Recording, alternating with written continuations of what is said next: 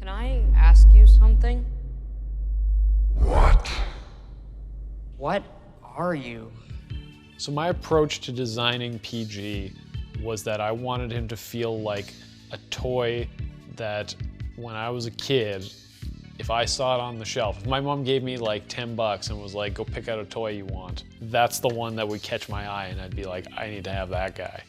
So I was trying to appeal to my childlike design sensibilities, include like, you know, a very bold silhouette, but also like pretty symmetrical and having punchy colors and being kind of shiny and almost iridescent at times.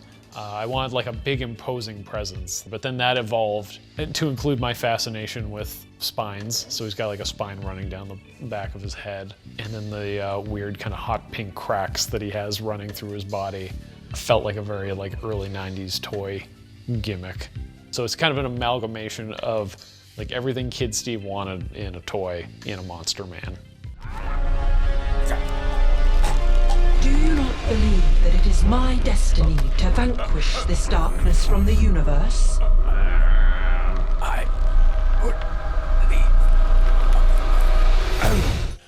So I wanted Pandora to have more of a like Super Sentai flavor.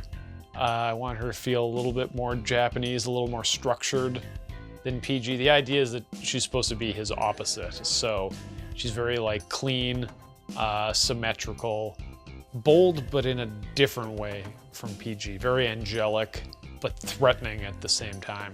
And it was actually Aurelio that came up with the idea of her having these like wings for eyes, which I thought was a very interesting design choice. Totally impractical in a creature suit and introduced all sorts of problems, but it looks cool, so we committed to it. I hope that some kid watches this movie and is a little freaked out at first, but then really falls in love with the characters and with PG, feels that, gets inspired the same way I got inspired watching movies like Army of Darkness, and then that kid will go and spend 2 years of his life making a creature feature, and he'll know what this feels like, what this awesome adventure really feels like, and it'll just be a never-ending cycle.